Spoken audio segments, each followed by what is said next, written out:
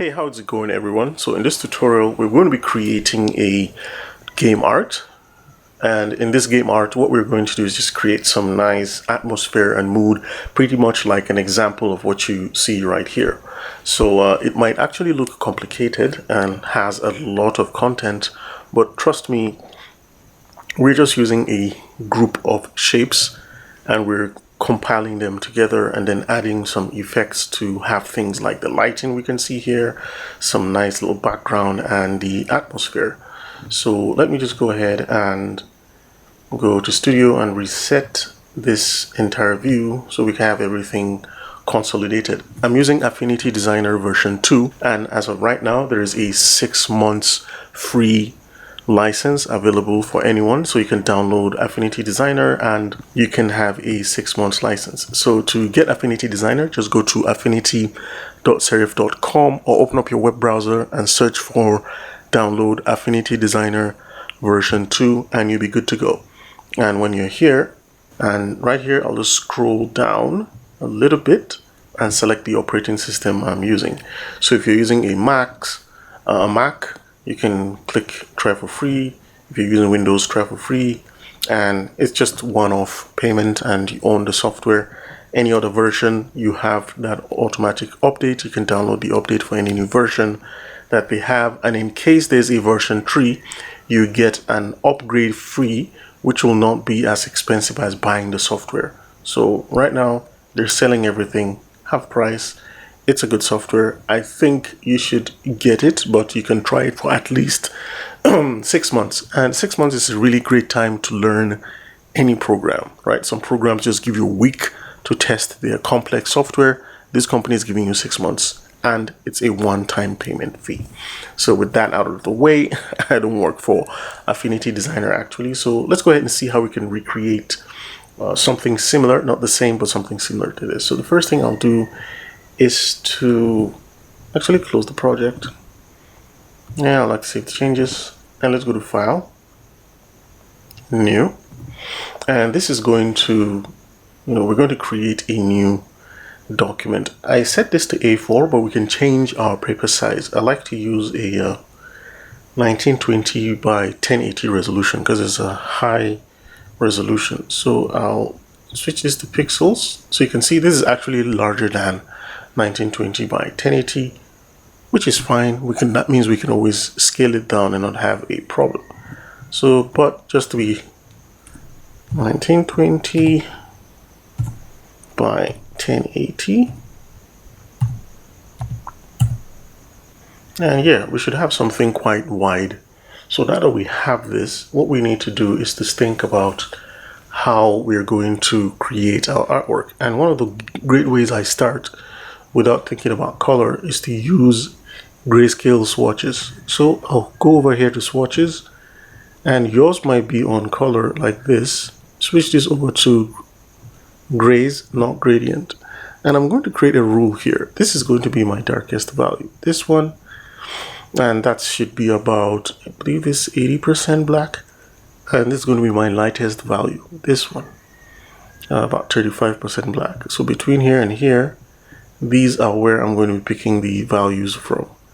Notice I'm staying away from the very bright, colors or values and the very dark values, because eventually if I apply an effect, it's going to make, the scene either dark or light. So the first thing we'll do is to create a sketch. Now, Affinity Designer has two personas. One is a vector persona. This is a vector persona. If I click on a shape tool and I just drag this shape, this is a vector shape. No matter how much I zoom in, I'll just click on the navigator and zoom in like that. It's not going to lose the resolution. And then we have the pixel persona. If I go up here at the top left and click this section, this is our pixel persona. And with this, let's say I click on a brush, and with this brush selected, if I go to brushes, I just want to know which brush I'm actually using. We can just create a sketch with this brush. Okay, it's trying to now the reason why it's slow is because I'm actually recording this, so it's sharing the memory. So if I pick this oil brush, just say this one, And we'll try to draw with that. I first need to add a pixel layer. That's what my assistant has helped me. It has done that. And the reason why we can't see that is because it's behind the shape. So now you can see we have a nice little, designs here. And if we actually zoom in on this, it starts to get blurry after some point.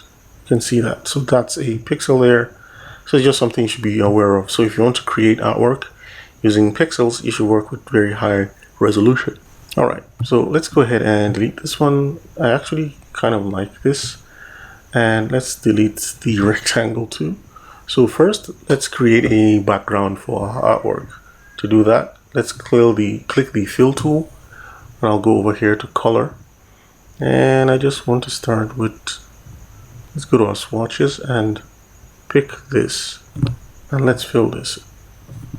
I might just go a tidbit, maybe even a tidbit here. Now this is going to be the brightest. This is our background, and everything is going to fade to the background. And here on the pixel, I'll just call this BG. We can do the same thing with a pixel or a vector layer. If we were on the vector layer, all we needed to do is just create a vector shape and fill that shape up and select this color. It's no different. What I mean is, if I go back to the designer persona, we can see we have this background here, but all I need to do is to pick a vector shape and then drag and draw that vector shape over. And you can see now we have, let's say BG vec, we have a background vector, and we can also do things like change the color like that. So it depends on which one you want. I'll just group these together. So I'll hold Control and click this, and I'll see hold Control G or Command G on the Mac, and I'll double click on that and call that BG because that's our background. And I'll just lock this.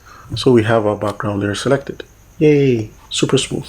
So now what we want to do is to create a foreground, a midground, and we have the background already, and things are going to be moving towards the background. So if my foreground colors are going to be elements that are close here, I'll just put this back here and deselect. So my foreground elements are going to be elements that are closer to this color.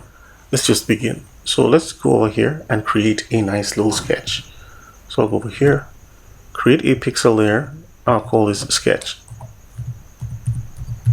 So now the cool thing is you don't need to jump between your pixel software and your vector software, because you have a program that can switch between pixel mode and vector mode.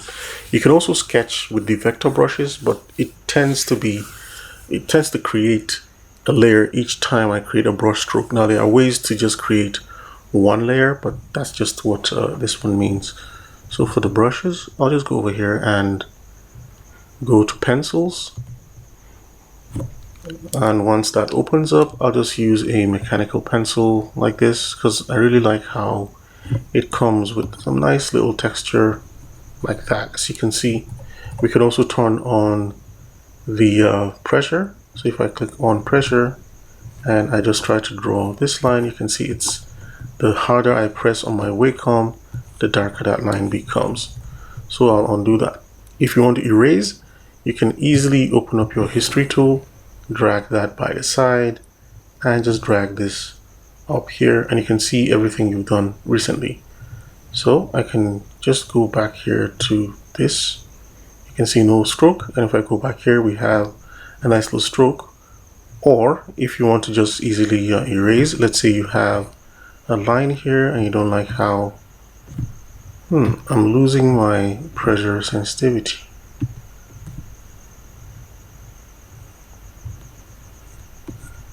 So I don't know what happened there. I think my Wacom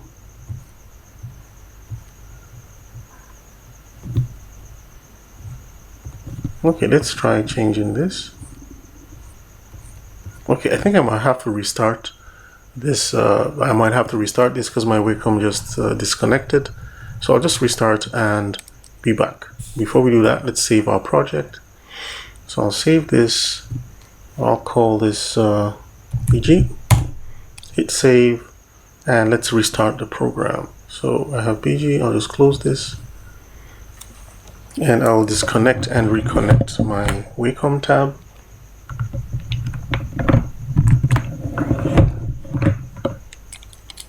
And let's open up Affinity Designer 2. One quick way to do that is to hit start, and you should see it if it's their most recent software you've installed. So I'll just click that. Let's have a sip of water here.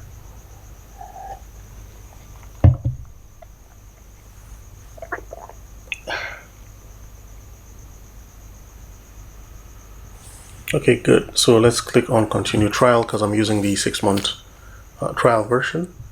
And let's cancel this. And let's go to File, Open Recent, and we have our BG. So we're back where we stopped. We need to switch over to our pixel persona. And I think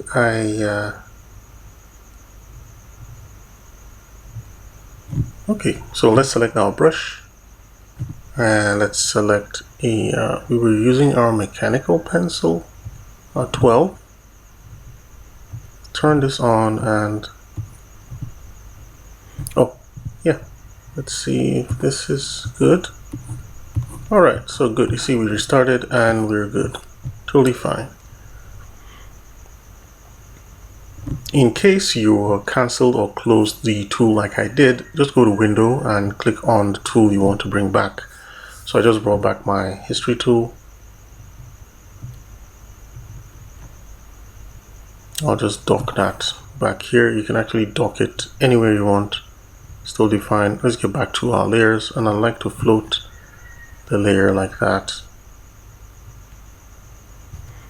So let's sketch our foreground elements. These are elements that are going to be quite close to us. And let's imagine a nice little desert scene. So I'm just going to start by creating some rocky elements. It helps to, get a little reference. So I'm trying to create a nice little desert scene. So for the foreground, I'll just create some nice large rocks like that. And these are going to be dead in our face, like here. And let's drag the navigator to see. Okay, we're not going dark fully yet. And I'll create this like that. And let's just add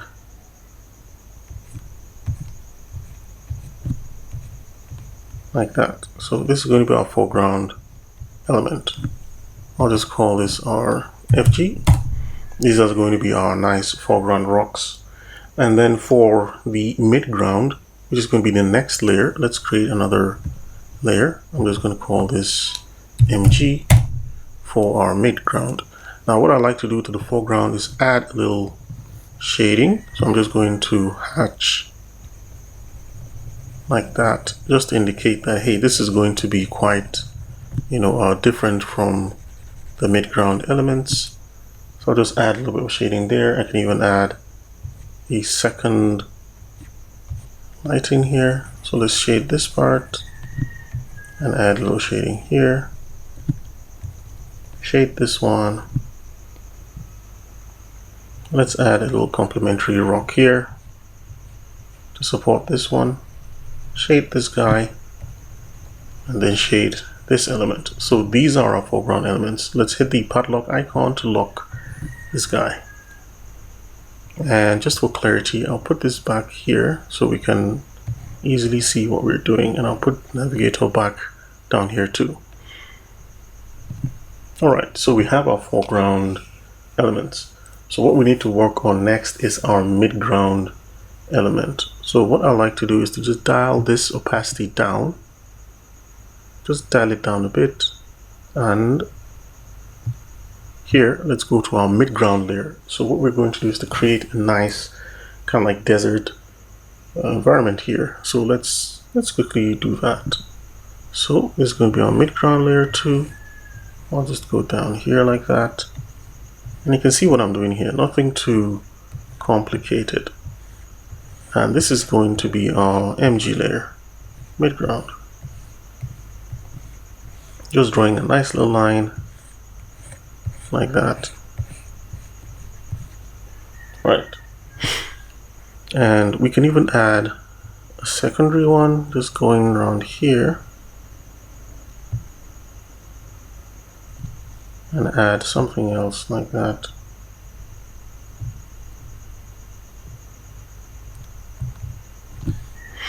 And what I'll do is just shade out this section here and also add some slight little indication. This is our midground. So we have a nice little shape here for our midground. And next, let's add our background elements. And it's not going to be so different from the midground. So let's just add a pixel layer here. I'll just call this BG. And what I want to do, I can even increase my flow because I want you to clearly see, what we're working with. So for the background elements, we're still going to, now the background is going to be, matching this color here. So let's just create a nice little shape like that looks like sand dunes. That's our background. We have some nice little sand dunes.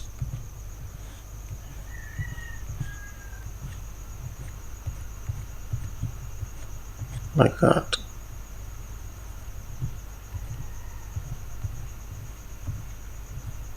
So usually what I like to do is to add a very good contrast. Like we saw in the last example, we had this large circle, right? So let's add a little contrast to, create some shapes. So let's add some very large, mountainous, humongous shapes for the background, just to give a sense of scale. So to do that, I'll just do something like that. Like that, very large, triangle shape like that, very large.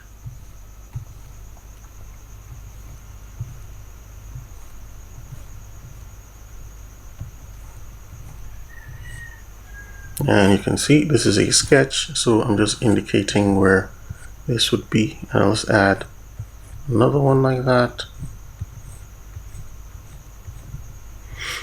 And we might even have little groups, say around here.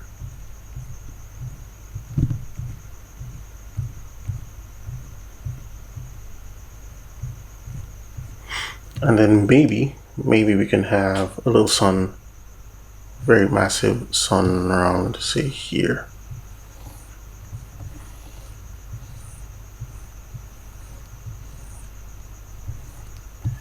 I need to warm up and practice drawing my sun.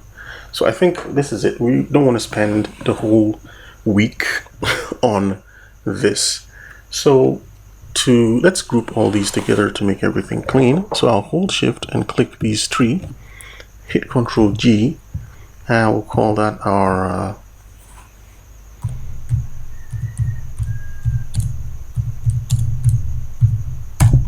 now if you really want to kind of like work strictly on the pixel layer, that's totally fine. You could just open up your foreground right now. Let's say we turn this off, and our foreground is quite dark. It's quite light. You can't really I don't think you can see it, so I'll just go over it with the pencil tool. So this is our foreground, and we had this rock like that, and we had this little shape around here, and we had another rock, and we have a plane here, another plane, then we have this nice little ground object like that. So that's our foreground. Very basic, very simple, right? Then our midground, then our background, like that.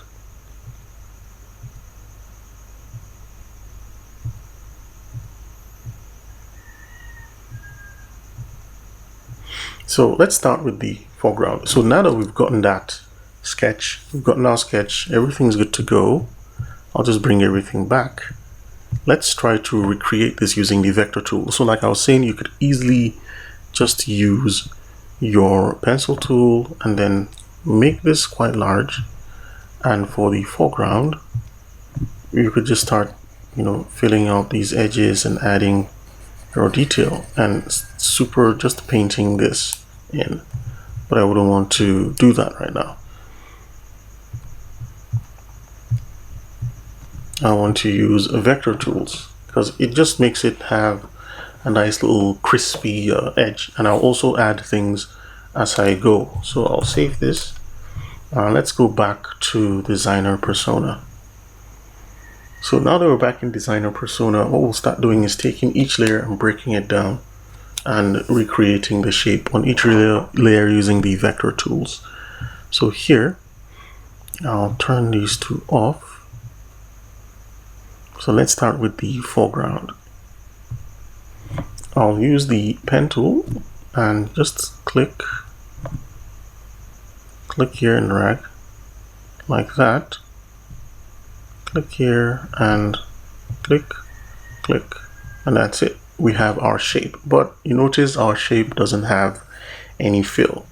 So let's go ahead and fill our shape. Here, let's go to swatches, and you can see we have our grays, and we said we're going to make sure that our darkest value should be this value here, and that's about 85% black. That's what I'm using for the darkest value, because eventually I'm going to add a levels node to increase the darkness. I will push it, either the darkness or the brightness. So that's why I'm doing this one. So that's super great, and I like to keep these this one separate. So let's call this FG vector, and I'll hit Ctrl G, and I'll drag this group up to be different from the FG, MG, and BG group. So I'll click on FG. Let's do the next one, this little shape here. Now for this, we can use the pencil tool. Let's try using the pencil tool, and I'll just drag a nice little shape like that. Now it doesn't really auto close. I need to use the node tool to close this edge like that. And for the fill, if we have a shape already, we can use the eyedropper tool. So I'll just click here to make this wide. Use the color picker tool and pick this color. It should fill this guy, but he's not being filled right now.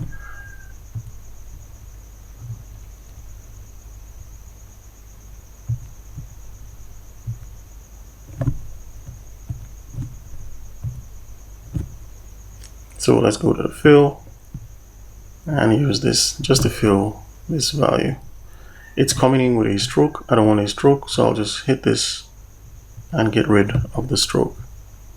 So now you can see we have our second foreground element. For the third one, we can still use the pencil tool and just draw out shape like that.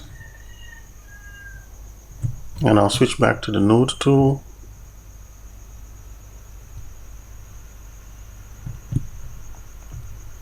It's not looking really like the artwork, so I'll just drag these edges and push it till we have a similar shape. So for more organic kind of rocky things, I prefer using the pencil tool. So let's use our fill, and I believe it's this one. Yeah, so good. So now you can see we're starting to get somewhere. I'll just double click this to make sure this is there. So for these rocks, this one, I'll use the pen tool. So I'll go back to the pen tool. I'll just create a nice little shape like that. And it goes out, it's totally fine. Let's go back to the node tool so we can select these nodes and adjust that. So we have that shape now. It's actually hiding. Let's drag our layer and let's just drag it down. That's why I like having the layer fully down. So these two shapes are not in the group. We can just drag them in like that and like this. So we have all our shapes in the group and we can easily select them.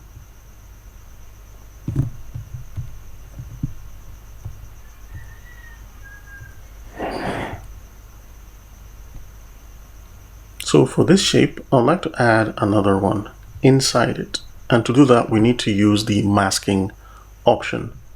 So I'll hit the pen tool, draw another shape like that. So, but first we need to name this. So I'll just call that rock tri, because it looks like a triangle. And let's call this inside. And let's fill it with this value. Let's fill rock triangle with this value. I want to make the triangle a bit lighter, so if I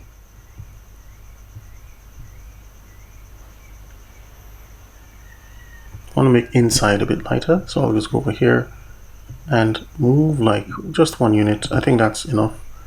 So here, let's click this and drag it slightly to the right and release. So now you can see rock tri has 2 layers to it, and it has another shape in there. If I just go ahead and deselect, you can see we have our rock shape. If we wanted to make this slightly angular, we can add a point here. So I'll hit the node tool, go over here to the edge, add 1 point and just pull it down. So you can see we have sort of like a hard angle shape we can have for our rocks. If we wanted the parent rock tip to be a bit soft, we can go over here and click convert to smooth. And right now what I'll do is to hold Alt and just pull this down a bit and drag this down here. So you can see we have a slight variation for that shape, which is, it's not an issue, it's not a problem, but you can actually see where it is. Now I want this to be in front of rock tri, so I'll call this our FG2, and this is our rock tri. So I have to push this up. Now it's in front of rock tri. If you don't want to really move things up and down that way, you can click here that says either move back 1 or move front. So this will actually move your objects. You're basically rearranging your layers together. And this one, let's call this FG3, like that, so that we know everything is part of the foreground group. I think we have one, we've left one rock out of here. So let's bring this guy back here. So let's just draw this guy and I'll put it behind rock tri. So hit P for the pen tool, draw a nice little shape like that, and you're done. So simple. If we wanted to select and fill this, let's go ahead, select our fill, and we can just drop this here, and I'll call this FG4. So I'll be naming each element I create with an incremental number to know where I've created it. Now it's actually outside the group. I'll put it back in the group and I'll put it behind rock tri. So objects that are behind are back, objects that are in front are forward, like that. And I also want to create a nice little top for this guy. So how do I do that? Let's look at that. Let's do the same thing we actually just did. So for this, I'll use the darker color. So I'll pick the eyedropper tool and sample. Make sure I select this shape. That's foreground 4. Hit the eyedropper tool and select this dark color. Now we're here. So let's use our pen tool and create a nice little shape like that. And let's fill that with this value. And that's foreground 4. So let's pick this curve for foreground 4 and just drag this curve to be maxed in foreground 4. Now we can move We can just move this anyhow we want.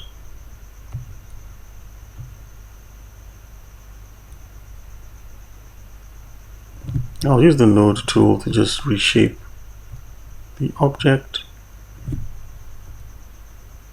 So let's open up and go to this curve, and I'll just rotate this. So I don't want to be spending too much time on these elements. And once you have your navigator, you can see how it looks like. You begin to see some nice, shapes begin to pop up, which is actually great. So let's see what we have now. So we have our little group. So let's call this VFG, so our vector foreground. So now let's create our midground element. So let's go back to, let's turn this off, and you can see we have our sketch and we've added some little shapes to represent this, which is totally fine. So now let's work on our midground. So I have the foreground sketch, I'll turn it off, and now let's bring in the midground sketch. So by just placing that sketch, we can actually see, hey, this is where our midground is going to be, right? So we can quickly turn this off and see that we have 1, 2, 3. We have 3 shapes we're using to represent the desert midground. So let's quickly create those sketches. So here we have our vector foreground. Let's begin creating our vector midground. I'll use the pen tool this time around for everything, and I'll just start creating a nice curvy shape like that, and I'll just go down here and close it. So now that we have this shape, let's select a color for it. So let's go to our fill, and let's use this value for our midground. We want it to be behind, so let's just drag this down, place it like so, and let's create a group. So I'll hit, let's call this our MG1, which is our first midground element which we created. And that's super fine. We can turn off our foreground and see we have a nice little midground shape. We'll just pull this like that slightly out.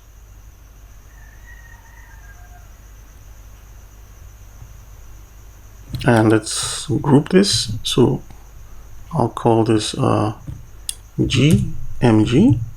So this is our group for our midground. And once we open it, we can see we have one midground element. So let's create this shape. I'll use the pencil tool because this has some nice little edges around here like that. And I'll use the node tool to close the shape like that.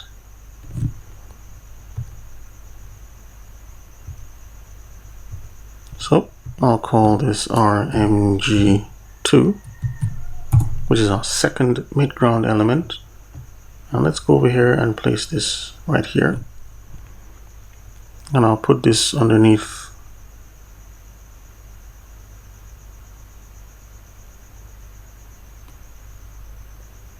like that. Let's switch this up to see the difference. So yeah, it's actually behind this shape. So just a slight variation to see where it is. I'll just pull this down here to give it that nice little shape like that. So yeah, we can see our midground element, and what we can do is to turn this off.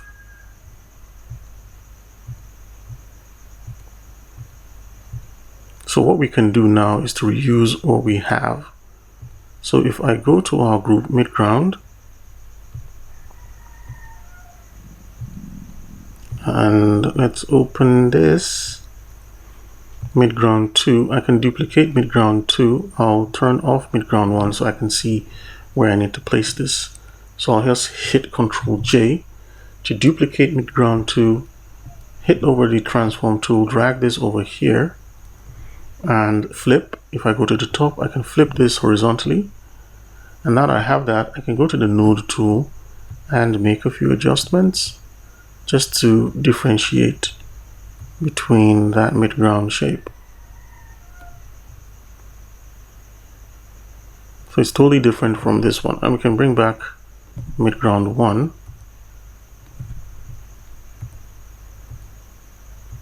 So you can see it's actually right here at the back. We can decide to move it up a little bit, slightly rotate, and we're good. We can bring back our shape. Now we can't really see this, so we can still push it up a bit and rotate, because that's still part of the midground shape. So we have our group midground. Let's turn this off and see we're done with our midground sketch. And now let's do our background sketch, which consists of large shapes and triangles. I believe I created this.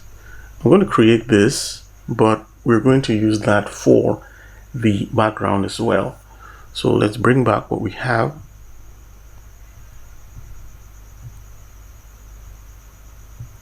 This. And now we want to create our background sketchy shape right here. So to do that, let's use the pen tool. So I'll hit the pen tool and start create. Now this is another trick to create the pen tool. Start with very sharp shapes like that, and when you're done, switch over to the node tool and click on this convert to smooth, and click on any point. Click on here,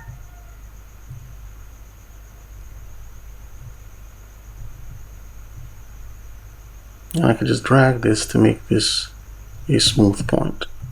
Click here, hit convert to smooth, and you can begin to pull these edges. You can even pull the curve directly. And here, we won't really be seeing this, but let's just lift this up like that. For the fill, let's go to the fill, look at our swatches, and let's make this very bright like that. Now this needs to be behind, so let's drag this and place it right here. So this is our foreground element, and because we want to push this towards the background, what we're going to do is to just push this till it gets very close to the background.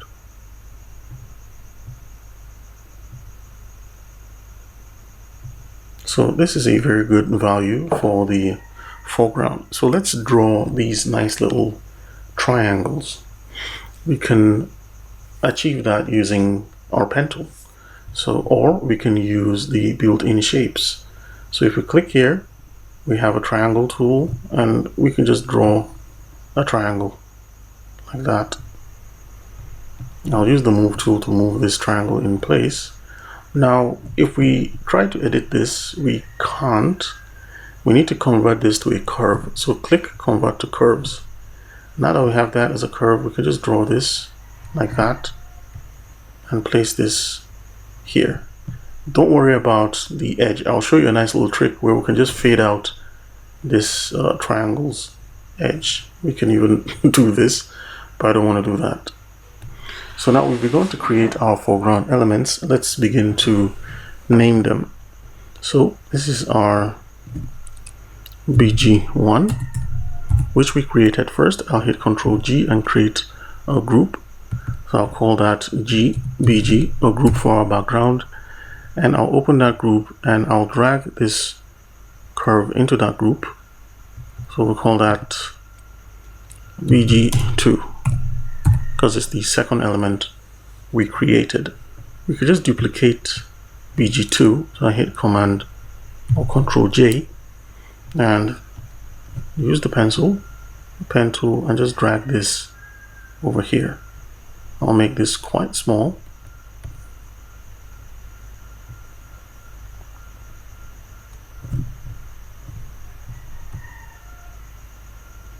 And just place this over here. And let's not forget to call that BG3. Alright, cool. Let's do the same for these shapes. I'll quickly use the pen tool to create So nice triangular shapes, that's one. And let's do the same again. By the way, P is the shortcut key. You could just use P to create any shape really quickly. And I'll go back to the pen tool and create this third one.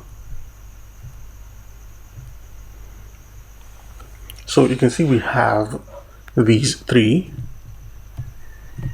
1, 2, and I believe we have one here. So 1, 2, 3. Let's put these in our group. Let's put this in our group, background group. And I can group these together. So I'll hold Shift, 1, 2, 3. Hit Control G. I'll just call this 3 tries. So 3 triangles, 3 tries, 3 triangles. And what we can do is to go to the fill and just fill this with this value. So now I can see we have a nice little good read on this value, and I want this to be behind BG1, so I'll just drag this and make sure this group is behind BG1 by putting this down here. And also let's create this nice triangular shape right here. So I'll head over to the pen tool just to do the same, or I could just be lazy and copy this. That's fine. And I'll call that BG4. Simple, BG4. And I'll fill that with a nice bright color because it's moving towards the horizon.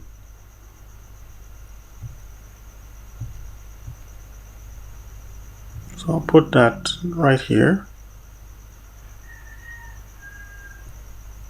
I might need to rearrange that later on. And now let's create the nice little sun shape, because we haven't worked on our sun shape. Now it's like I said, it's looking super weird, but we can actually see we're getting a good read if you look at it from here actually. So let's let's press V to move to the transform tool, select this one and just drag it down, make it quite large.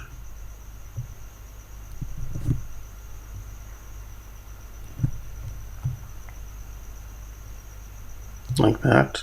And you can see we can even add another one. I like to add another one in front of here just to, you know, keep that balance, because here seems slightly empty. So I'll just hit Ctrl J and then drag this towards the right. And for the value, I'm going to make this slightly dark like that. And what I want to do is to arrange this and make sure this is here, and we have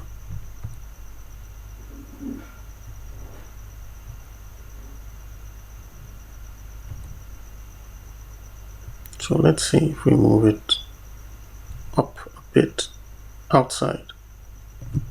Yeah, so we can see it's actually standing in front, which I kind of like. We're going to be rearranging them when we're done. So for this one, let's create our circle. I believe we have this tool for the circle. To create a perfect circle, hold Shift and Control, and I'll have this large circle. I'll use V and just move that in place. So I'll just drag this like that just to move it in place. I don't want it to yeah, I think this is not a bad position. So let's just look at it here, and this is going to be the brightest object. So let's push it up here. Yeah, I think that's not bad. I think that's not bad. So what we have now, we've created a basis for our design, and what we need to do now is to improve our design by adding a little bit of gradients and then we'll add some texture to our design, and just to make it much more readable and clear. All right, so right now we're through with our sketches. So if I go back to, let's see where we have our sketch. This is our sketch, and let's just get rid of everything to see if we are indeed intact. Now that sun is looking small, but in our initial sketch we made the sun extremely large. So I'll just think about that. But for now, I think our sketch really captures what we set out to achieve. So if I just turn that off and have everything back like that. Now we can group everything here together as one single group. But before we do that, I'd like to do a little bit of more housekeeping. And I'm actually thinking here looks very empty. So I'd like some of these triangles, at least 2 more, just to balance this out, you know. And yeah, so if I just click this, let's see, 1, 2, 3. We have another one here, but it's the same value here. So we could just drag this. It's not the same value. So either it's not the same value or it's hiding. So this, so it's using the same value as this. So what I'll do is to use the eyedropper tool and select this, and you can see it actually pops out. So this is out. This, by the way. So let's just see what we have here. So you can see we have another one. And for, let's duplicate this. So right now I'm just freestyling and adding these elements as we go along the way. Now the thing is, I'd like to add another layer of the midground around here. Like I want to add another layer so that it actually pushes in and fades into the background. So let's select this layer, right? This one, and this is kind of sharp here. So let's hit the node tool, go over here, convert this to a curve, and you see we're actually good to go. So what I want to do is to just slightly darken this. So I'll go to the fill and I'll just drop down 1 step like that, and let's see if it goes the entire, the entire length. So I'll just drag the navigator down a bit, and you can see what's happening here. We have some of these elements actually blocking this guy. So I want this background layer to be, now these are our tries, right? So these are our tries. If we turn that off, those are our mini tries. So let's go over here and just push them down like that. So our focus is this one. We want this to be,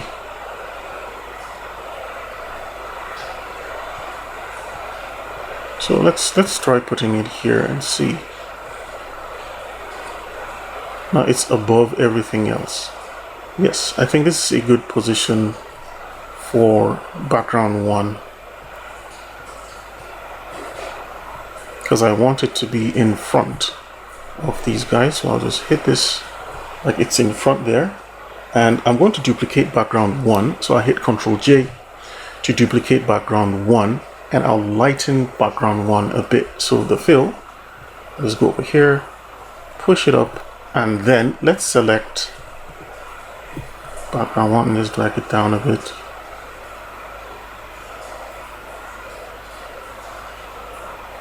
Like that. So you see what I'm trying to achieve here for background 1.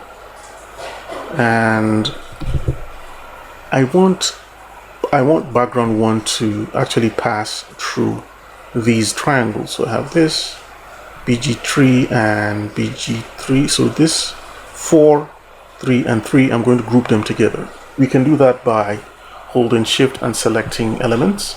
So we have these 3. I'll hit Ctrl G, and I'll just call that BG3 group, like that. So now that we have that, you can actually see we grouping them, we actually see that they're actually right there, like that. So these guys, the tries, these ones that I call 3 tries, I'm going to put them, let's just place them here. right? So if this is going from dark moving towards the light, then this should actually be in front, right? Because we're pushing it towards the light. I don't know if you get what I mean, but it's okay. We can just experiment and play around and leave this element right here. So now that that's done, I wanted to also emphasize that if we have a foreground element, so let's try placing the sun here, and I want this, let's just call this sun. I want this to be slightly behind the mountings, right? These triangular peaky mountings, so we want it to be slightly behind it. So, and I think we should group our large triangles together. So I'll select this BG2, hold shift, select BG4, hit Ctrl G, and I'll call that BG large tri. So we know that, hey, this is where our large triangles are. And for the sun, we can push it down, say here. And let's move it and see. So you can see that.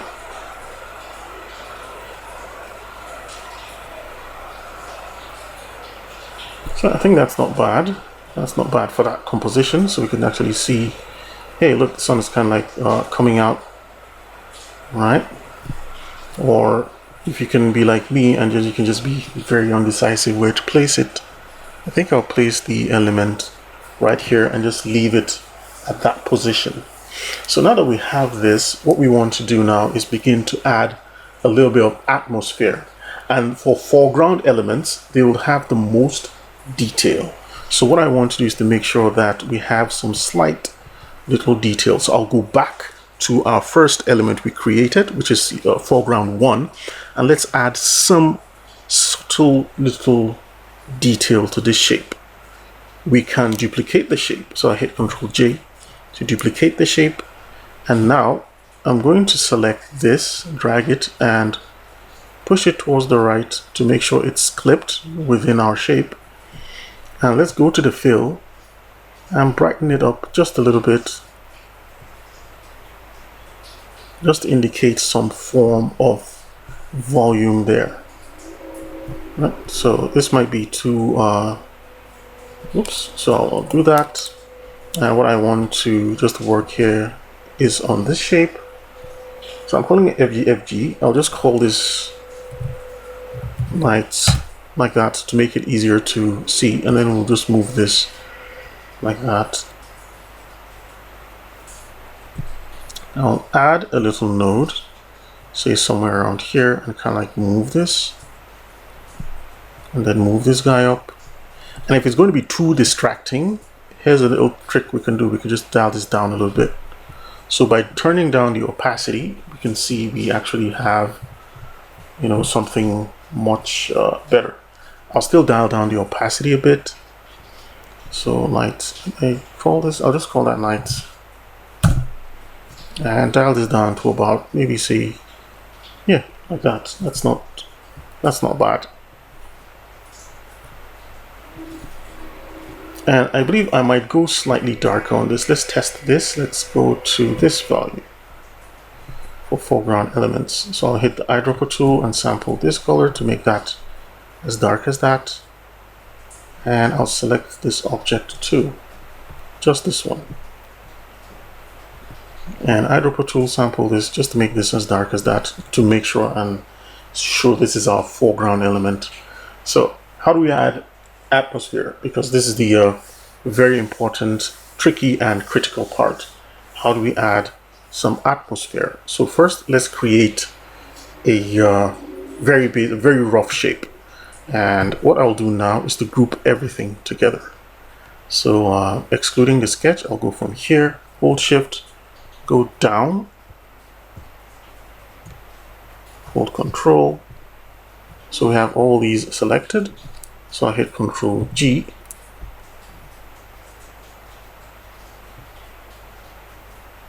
Like that. So we have everything kind of grouped. I don't like how it did that, because I think okay, good.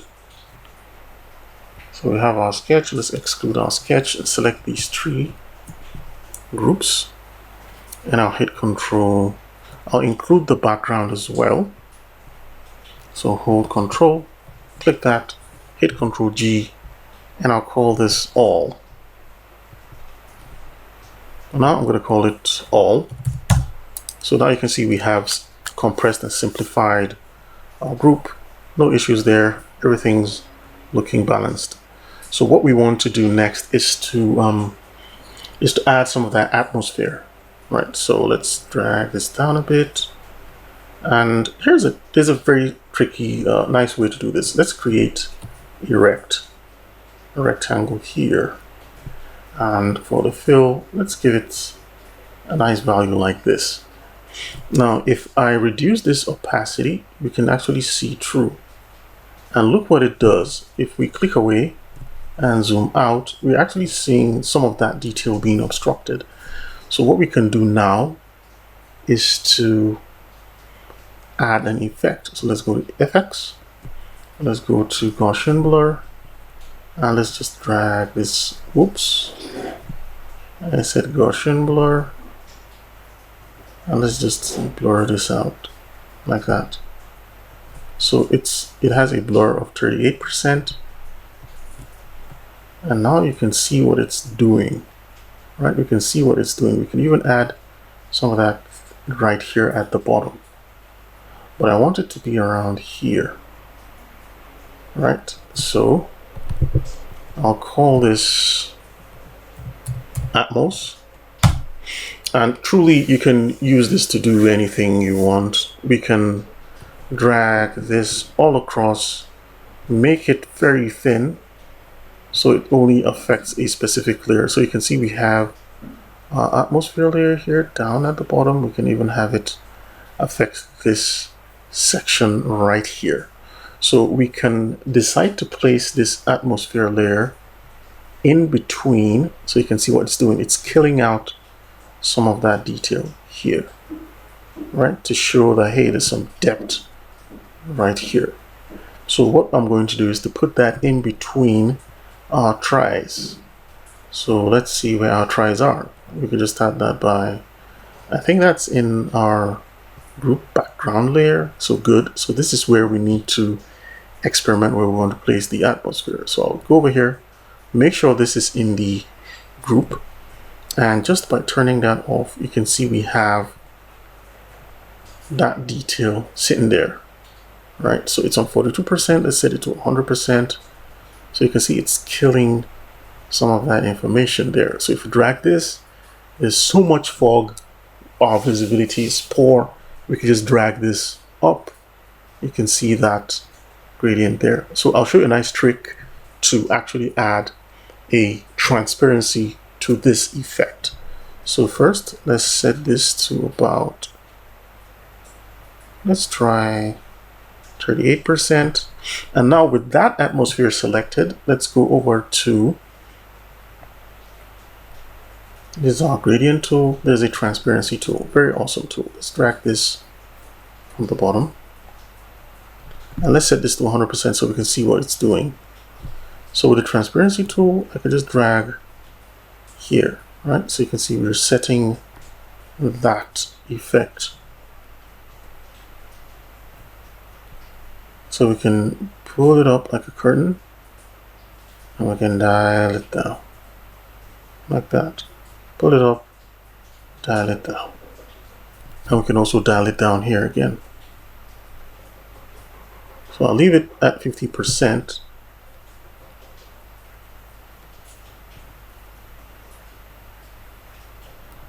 I just added a point. I don't need that point. I just need 2 points. So I could just dial this up or down.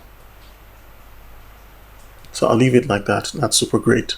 So now that we have this nice atmosphere effect, let's duplicate that and add it to the larger triangles. So I'll hit Control J, which is going to make it stronger, by the way. So I'll drag this one where we have our large tries here, and let's drag this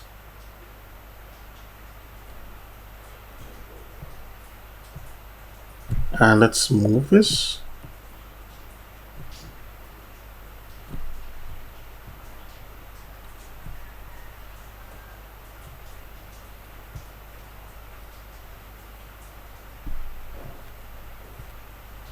So yeah, so you can see now we're actually fading out our large triangles by adding that nice little atmospheric effect. So off, on, and we'll just drag this and make it quite large, and I'll just shift this to the left side here like that.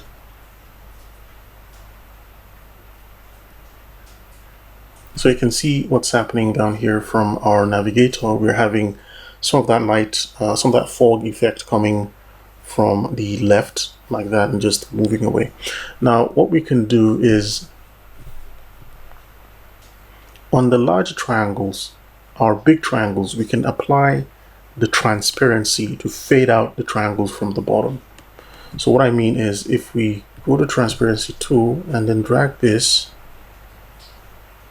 so you can see we are now making our triangles slightly visible in the horizon. You can see that, right? So you can see what's happening here. So we actually see it.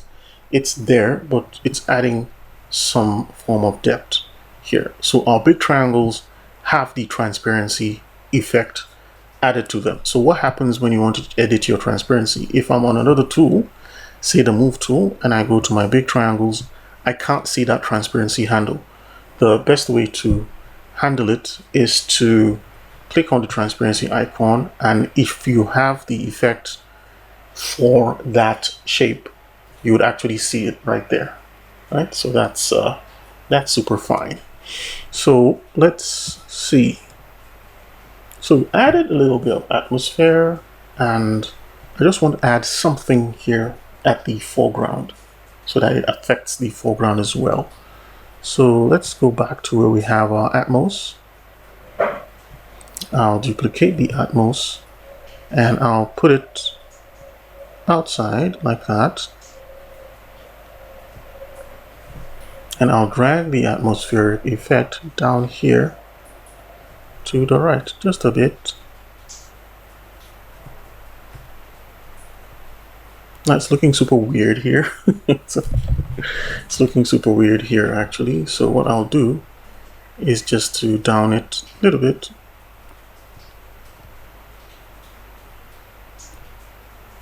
Till it's about barely visible. That's like 7%. And we might not really need it there. Let's put it here. So let's open our group.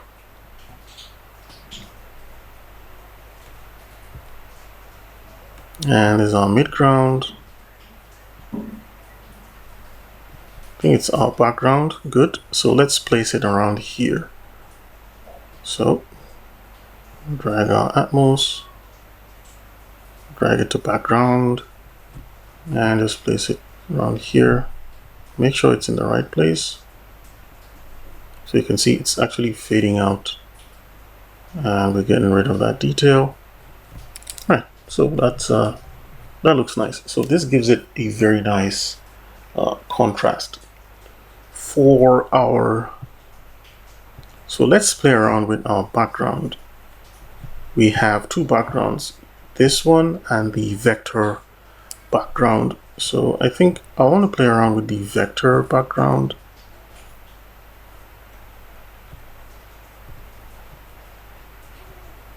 So we have a pixel background and we have a vector background. So let's turn off the background, see how it looks like. So let's add the, so for our vector background, let's see if we can get away with adding a little bit of gradient. So with the background selected, I'm going to go over here to the gradient tool. And let's make sure we can see our design. So let's go to the, oops, I wasn't ready yet. So I'll undo that. And I'll drag a gradient from top to the bottom like that.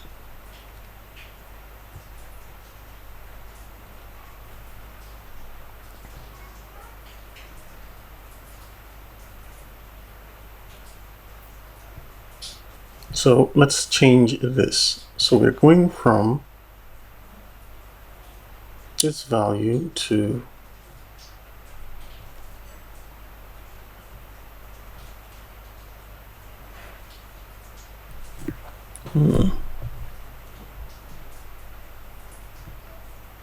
Yeah, I think it's actually better right now.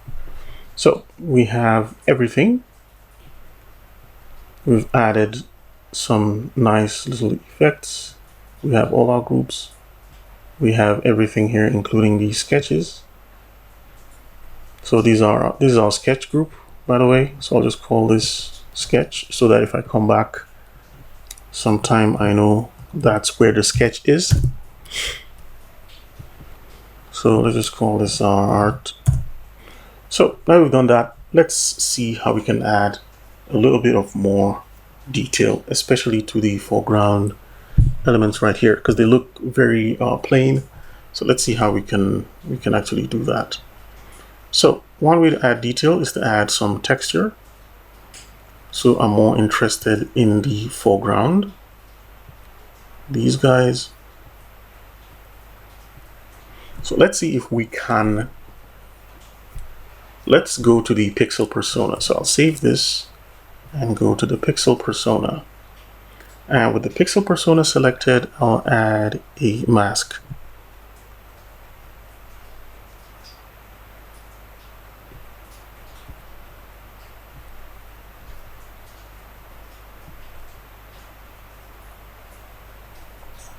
So we have a mask right now. Do I need to, tricky. Let's see, I'm trying to create a nice texture. So let's use the paintbrush, go to brushes, go to textures, and let's pick a nice grungy texture like this one. And let's just play around with this. So Assistant added a pixel layer for me. Thank you very much, Assistant.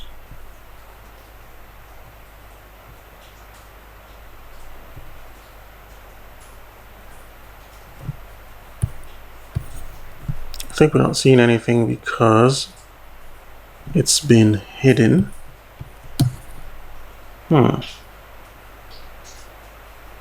Paintbrush, color.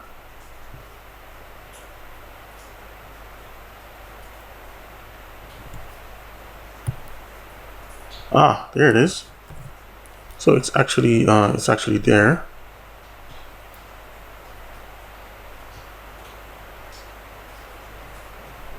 So I'm just adding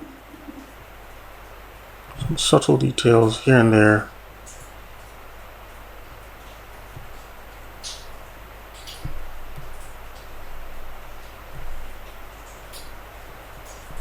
Now let's switch over the brush to another excuse me, to another style of brush.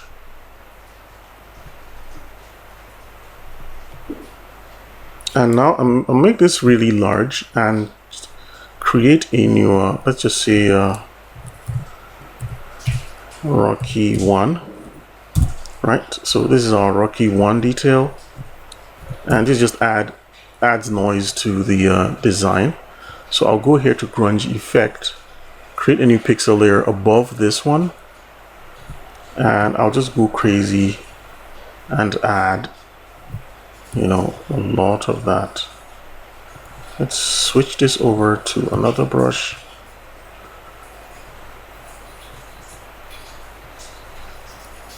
Let's see if we'll make this quite large and just slap this noise around like that. And let's go to the color, make this bright, and just slap some of that around as well. And I'm not spoiling anything, but if you look at the thumbnail, so let's group these together, this one and this one. I'll hold Control and click this, hit Control G to group these together, and I'll dial down the opacity to say this amount, right? 12% without, this is without the grunge. So this is with a little bit of noise and grunge around, just a little bit. I think 14%'s not bad. I'll set it back to 12. We can use some blend modes to actually make this more interesting.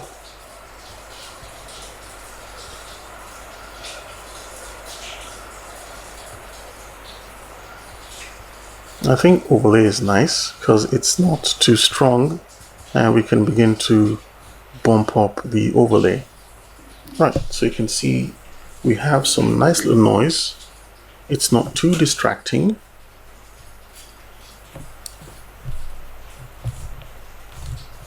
So we have some noise here. We can see the full effect. We can see some of that here. Yeah, I think 38% is not bad. I'll just undo that because I think I accidentally selected something. All right, so yeah, let's just see. Let's call this noise. So now that we have this, how do we add color, right?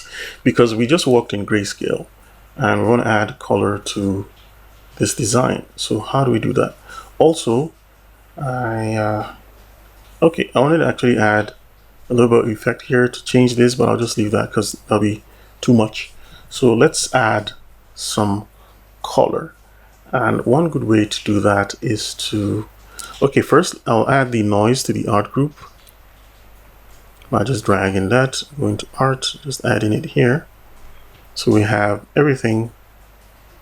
Here's our sketch, here's our art, sketch, art. So now what we can do is to go over here where it says FX, click on FX. No, not that one. The adjustments. And here we can do a few things now. We can begin to change the value. For instance, we can use levels to adjust the blacks. As you can see from here, this is going to make it, slightly darker, right? And we can do things like play with the gamma. So this is going to push and kill out some of the details. And our output black level, we can reduce how dark this design is. So in case it's too dark, we can always drag it back like that. The same thing for the white. Let's go over here and do this. Now for the sun, I want to give it this very nice little glow. And to do that, we can use, let's go back to the sun. I'll show you what I mean. Where's the sun?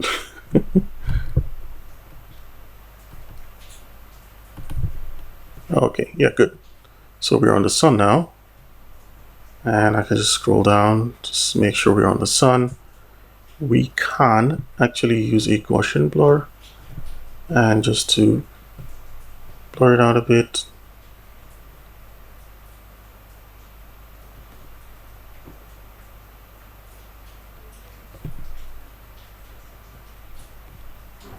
So we can actually see that effect, because if everything is blurry and noisy, then the sun should be blurry and noisy too, right? So yeah, and one thing we can do to improve that effect is to fade out the bottom of the sun. I think it's going to make it look nice. So I'll go to transparency tool and just dial this.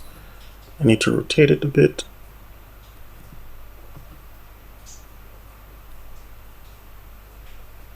And I want to just drag this down a bit. So I'm actually looking at the navigator to give me an idea.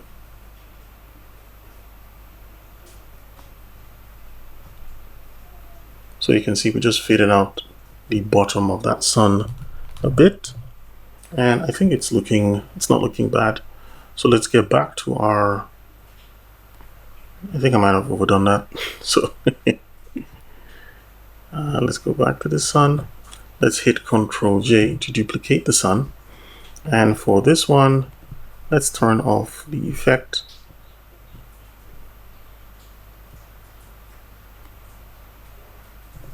So this is it without that one. And you can see what it's doing here. So we have one without any effect and one with the effect. And you can see we still have some of that glow coming through while we have some of the sun fading out at the bottom. We can even push this design to another level by creating another sun shape. And let me show you what I mean. So I have another sun. I'll hit Ctrl J, and this, the value of this one is going to be higher, and I'll use the move tool to push this up a little bit.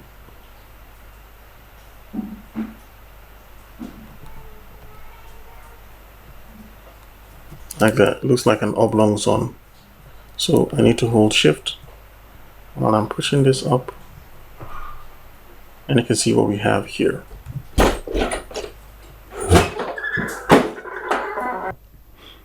So now that we've played around and mutated the digital sun, I think I'm going to just drag this down a little bit. I'll turn this off. I don't know. Indecisiveness.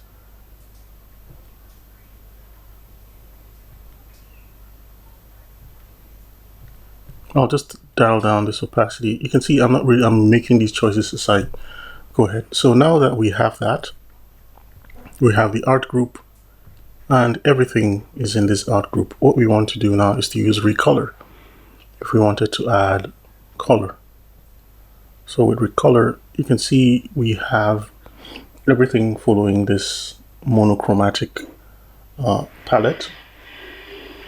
And the good thing is we can dial down the saturation so that we can have something, you know, less distracting, like that. So we'll just dial this down a little bit too, and voila, just like that, you can see you have some of this effect down here. Now again, what I want to do is I think that's cool. So you can always change this one, and you can drag any hue you want in case you want to have any specific hue. But this is a desert kind of scene, and it'll make more sense to shift the hue till it's a bit reddish. And if you just want it to affect the color, and we can use the saturation or set the blend mode to color. I'll go to color and slap that on color to just affect the color and not take into consideration the saturation or luminosity and all of that. So again, let's go over here. You can see the adjustment, double click that, and you have your settings right here.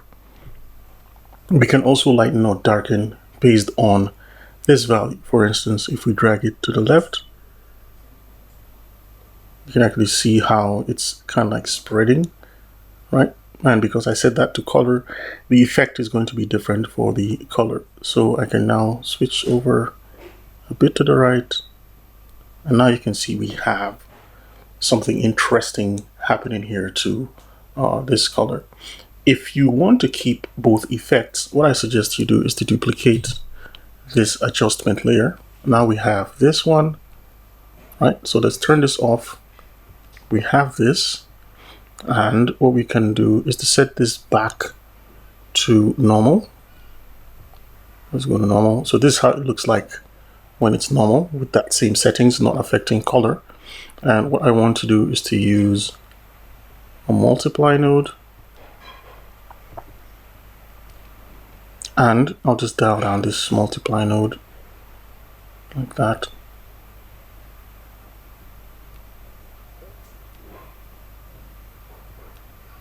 So that's how you can create lots and lots of effects.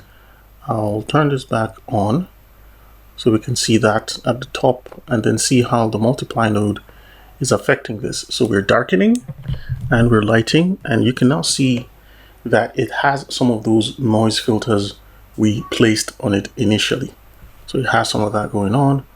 We can, if we wanted, to go here and desaturate that a little bit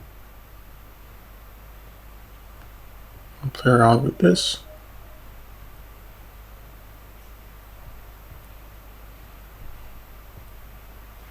And you can see how it's just affecting the other layer and leaving our layer alone.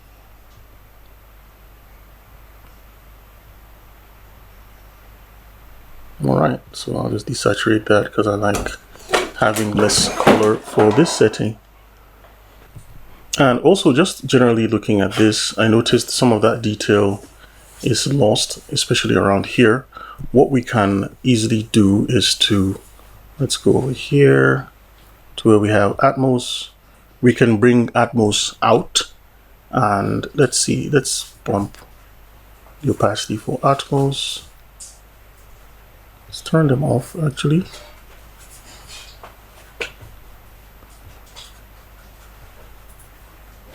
So it's for this side. This side is okay, this side is good. But the atmospheric effect for this side, I believe it's a bit. So we might just turn that up a little bit. I'll set it to about 80% because I want it to kind of like just go behind there. So yeah, so you can actually see we have a very nice, setting here. And what we want to do finally is to add a player. Now we can add a little player character to get a sense of scale, which is what we could have done initially. We should add our player character. So let's just do that real quick. The player is not something difficult. We'll start with a little circular shape like that. And let's use an already existing color. Let's use this one. Next, I'll just use the pen tool to draw out the body of the character. So let's just zoom in, drag it over here, and let's just create a nice, I'll start from here actually. Boop, boop, bloop, bloop. That's the, that's the player. That's the player. Yeah, that's the player. Just moving around, minding their business. Maybe have a little cape. Let's add the cape. Oops. I'm using the eyedropper tool, not the pen tool.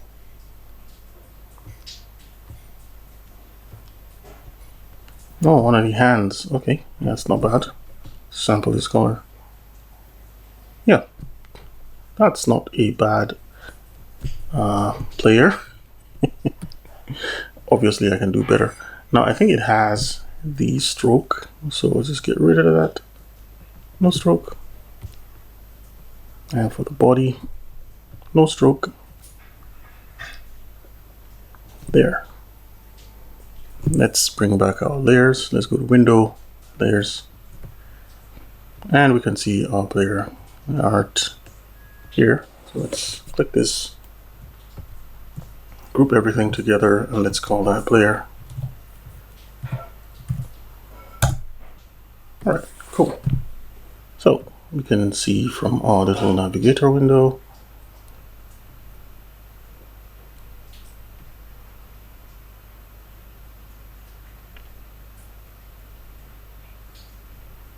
now one thing I noticed that I don't really like is how this is stylized, by the way. It's how every edge here is very sharp. Ideally, we should have some noise along the edges just to indicate that this object has a little bit of that information there. And one thing we can also do is to I'll show you how to add manual noise. The method I used to add noise was just to place a we used the pixel persona to draw some textures and then use an overlay to do that. Another way to add noise, and we call that noise right here. Another way to add noise is to it's on 38%. Let's set that up to let's bump it up a little bit, because using some of that adjustment will get rid of it.